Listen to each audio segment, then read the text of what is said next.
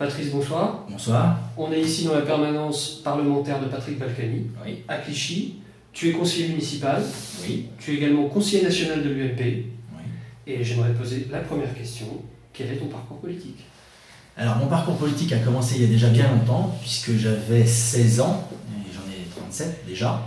Donc, il y a une vingtaine d'années, en adhérant au RPR, je milite en RPR, avec, on gravit rapidement les échelons à partir du moment où on a un peu de volonté et d'envie de se bouger pour notre pays et pour notre parti politique.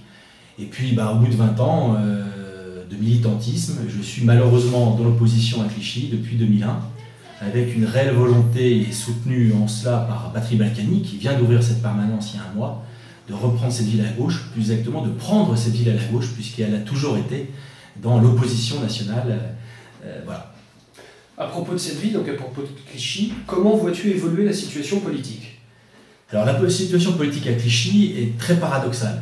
C'est une ville de gauche, 60% pour Ségolène Royal, mais qui naturellement est tournée vers sa voisine levalloisienne, qui elle est une ville qui est entre 83 et maintenant est passée à droite.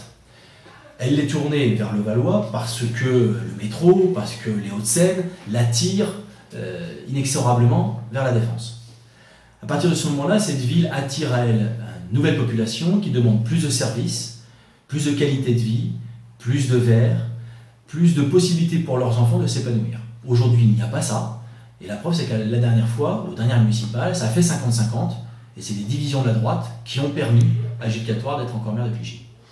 Et donc l'ambition qu'est la nôtre, c'est de rassembler toute cette droite, tous ces gens qui veulent faire changer Clichy, au-delà des clivages politiques d'ailleurs, pour permettre demain, dans 5 ans et demi, parce que 5 ans et demi c'est demain, dans 5 ans et demi, de donner une nouvelle chance à Clichy, en changeant de majorité et en l'inscrivant dans la lignée de ce qui est fait dans les Hauts-de-Seine, et à Levallois qui est la sœur jumelle, en taille, en population au départ, et puis c'est surtout dans la même circonscription.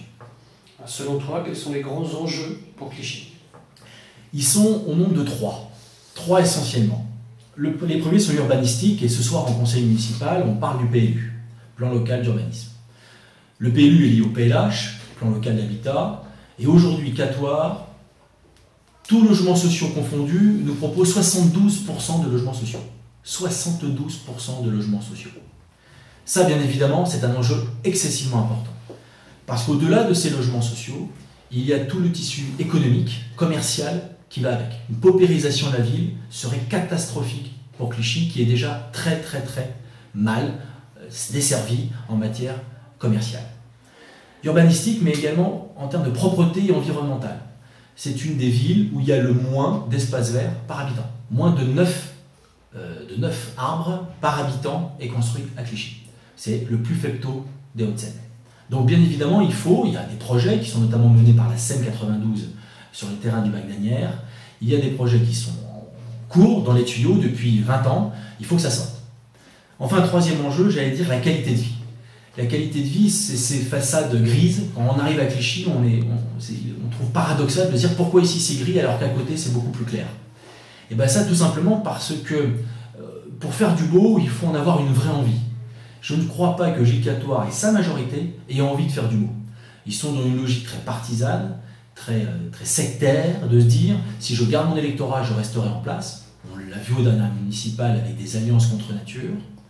Demain, si on veut changer cette ville, si on ambitionne de changer cette ville, il faudra une vraie politique ambitieuse dans ce domaine-là, peut-être créer des choses qui n'existent pas encore, à laquelle je n'ai même pas encore pensé, mais il faudra s'inscrire dans une lignée nouvelle qui permettra à Clichy rapidement de retrouver les couleurs. En tant que membre actif de l'UMP, en tant qu'élu, tu es très concerné par la primaire en cours au sein du parti. Oui. Primaire qui départagera les 2 candidats qui souhaitent être tête de liste aux élections régionales. As-tu fait un choix entre ces candidats? Oui, bien sûr. Oui, bien sûr, même si, je le dis très honnêtement, je ne comprends pas ces primaires. Je fais partie de cette école, très RPR, ça va choquer certains, qui pensent qu'une tête de liste est désignée par un parti politique. C'est bien de consulter les militants, mais on a vu ce que ça donne au PS. C'est-à-dire que le PS, parce qu'à un moment donné, on a fait des adhésions n'importe comment, on a désigné une candidate n'importe quoi. Tant mieux pour nous, puisque Ségolène Royal s'est avérée une candidate à 46%, ce qui a permis à Nicolas Sarkozy de faire près de 54%. Mais pour autant, je regrette qu'il y ait des primaires. Parce qu'on sait bien dans un parti politique, une primaire gagnée à 51-49, ça veut dire que celui qui a fait 49% est tout aussi légitime que celui qui a fait 51%. Ça, c'était la première remarque. La deuxième remarque, c'est que le président de la République a inscrit l'Île-de-France, et il a bien évidemment totalement raison, dans une volonté de réformer tous les strates administratives qui se superposent avec une incompréhension grande de la part de la population. Est-ce qu'on votera demain pour les régionales en 2010? Je n'en sais rien. Est-ce que ce sera en 2010? Est-ce que ce sera en 2011? Personne n'en sait rien. Mais est-ce qu'on votera pour une région telle qu'elle est aujourd'hui? Je rappelle, mais tu le feras très sûrement, que j'ai été directeur de cabinet à la région, directeur de cabinet du groupe RPR et de Roger Carucci. Je ne sais pas si la région telle qu'on la voit aujourd'hui sera demain la même. Je ne sais pas.